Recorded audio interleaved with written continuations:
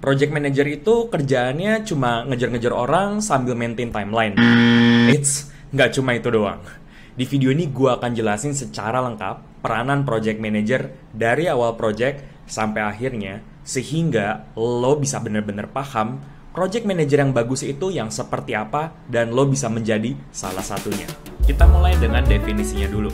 Project manager adalah orang yang menerapkan ilmu, keahlian, dan juga tools untuk memenuhi kebutuhan project sepanjang siklus hidup project atau biasa disebut dengan project life cycle. Di sini kayaknya akan lebih gampang kalau gue ngejelasin dengan format siklus hidup project. Pertama yaitu adalah memulai proyek, merencanakan proyek, mengeksekusi rencana, lalu menutup proyek. Nah, kita mulai dengan yang pertama yaitu memulai proyek. Ketika kita memulai proyek, sebagai seorang project manager, perannya adalah memastikan proyek itu dapat dimulai. Maksudnya adalah memastikan untuk memulai proyek dengan menyiapkan dokumen yang bernama Project Charter. Project Charter adalah sebuah dokumen yang memberikan otorisasi secara formal kepada project manager untuk memulai proyek tersebut. Seringkali proyek itu dimulai tanpa adanya Project Charter, sehingga di tengah-tengah banyak orang yang kebingungan. Kenapa ya project ini ada on the very first place? Ataupun kalau dokumennya ada, seringkali dokumen ini tidak mendapat approval dari seorang sponsor. Sponsor di sini adalah orang yang memiliki wewenang khusus di dalam project untuk memberikan approval baik secara budget maupun arahan dari project tersebut. Maka dari itu, di fase ini, keahlian yang paling diperlukan dari seorang project manager adalah berpikir strategis. Untuk mengidentifikasi ulang kenapa ya kita butuh project ini on the very first place dan mendokumentasikannya dalam bentuk project charter.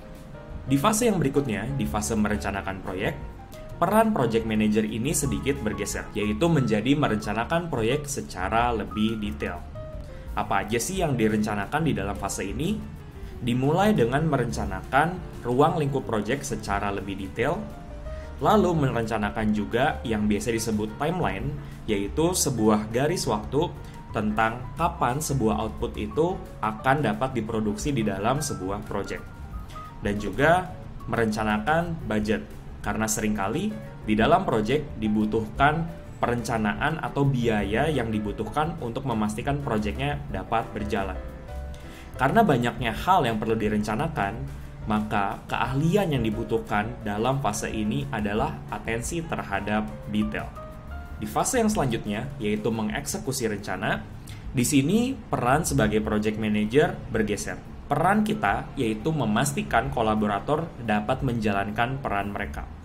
Ini mungkin salah satu bagian yang paling menarik dari berkarir sebagai seorang project manager. Karena seringkali kita perlu bekerja dengan orang-orang dan memberikan mereka instruksi, padahal mereka itu enggak reporting langsung ke kita. Sehingga seringkali dinamikanya menjadi unik dan kita membutuhkan kompetensi yang berbeda, yaitu kompetensi dalam menyelesaikan konflik dan juga stakeholder management. Di mana kita perlu pandai-pandai nih untuk memastikan bahwa kolaborator-kolaborator kita itu mengerjakan apa yang dibutuhkan untuk menyukseskan project tanpa mendamage atau memperburuk hubungan kita dengan orang tersebut. Di bagian yang selanjutnya atau di fase yang terakhir yaitu menutup project. Di sini tugasnya project manager adalah mengakhiri project secara formal. Karena kalau kita balik lagi ke definisi project, memang ada deadline dan dilakukan dalam waktu yang temporer, perlu ada garis yang jelas kapan proyek ini selesai. Dan skill yang dibutuhkan di sini adalah belajar dari kesuksesan dan juga dari kesalahan. Tujuannya supaya kesuksesan itu bisa diulang di proyek selanjutnya dan kesalahan itu tidak diulangi lagi ke depannya. By the way, kalau lo udah mendapatkan value dari video ini, jangan lupa untuk like dan subscribe supaya lo nggak ketinggalan di video-video selanjutnya, karena gue akan lanjutin ngebahas tentang project management secara lebih detail. Nah mungkin gue pengen reveal dulu nih, ada satu buah blok hitam di bawah yang sifatnya panjang. Nah ini tuh menunjukkan skill-skill yang dibutuhkan selama project, baik mulai dari awal sampai ke akhir. Apa aja sih keahlian tersebut? Keahlian tersebut adalah pertama, komunikasi verbal maupun tertulis. Karena sebagai project manager, kita akan seringkali berhubungan langsung dengan berbagai jenis orang, Sehingga dibutuhkan kemampuan komunikasi verbal yang mumpuni supaya pesan yang ingin kita sampaikan itu dapat diterima dengan baik oleh penerimanya. At the same time, kadang-kadang kita perlu melakukannya dalam bentuk tulisan, terutama kalau kita bekerja di proyek yang jumlah orangnya banyak, sehingga cukup sulit untuk meeting sama banyak orang sekaligus. Skill yang kedua adalah kemampuan berpikir dan bekerja secara terstruktur. Karena di dalam sebuah proyek, sangat besar kecenderungannya orang-orang itu mengerjakan dengan cara mereka masing-masing sehingga berbeda-beda. Dibutuhkan satu orang yang melihat proyek itu secara utuh dan mendelegasikan pekerjaan secara terstruktur sehingga memberikan kejelasan kepada banyak orang mengenai sebenarnya proyeknya ini apa aja yang perlu dilakukan, sudah sampai mana, dan apa lagi yang perlu dilakukan supaya hasilnya bisa tercapai. Dan yang terakhir, dan ini cukup debatable, tapi pengen gue bring up di sini, yaitu adalah domain expertise yang relevan. Di beberapa project, seorang project manager nggak perlu punya domain expertise yang relevan.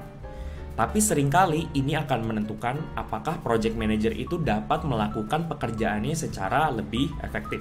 Misalnya, kalau gue disuruh mengerjakan project di domain fintech, mungkin gue bisa menggunakan skill-skill atau keahlian-keahlian tadi yang gue pelajari dan cukup transferable dimanapun projectnya. Tapi ada situasi-situasi di industri fintech yang mungkin gue nggak terlalu piawai dan gue membutuhkan kerjasama dari pihak lain. Sehingga mungkin akan lebih efektif kalau meng-hire project manager yang sudah memiliki pengalaman di domain expertise tersebut. Tapi domain expertise ini bisa kok dibentuk juga pelan-pelan, jadi tergantung aja kebutuhan dari project tersebut.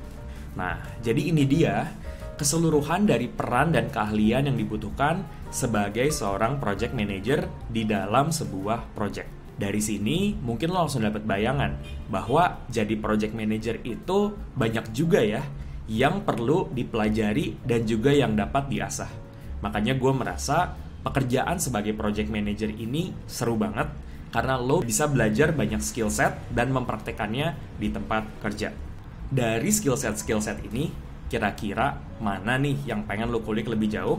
Karena gue bisa aja bikin video lanjutannya.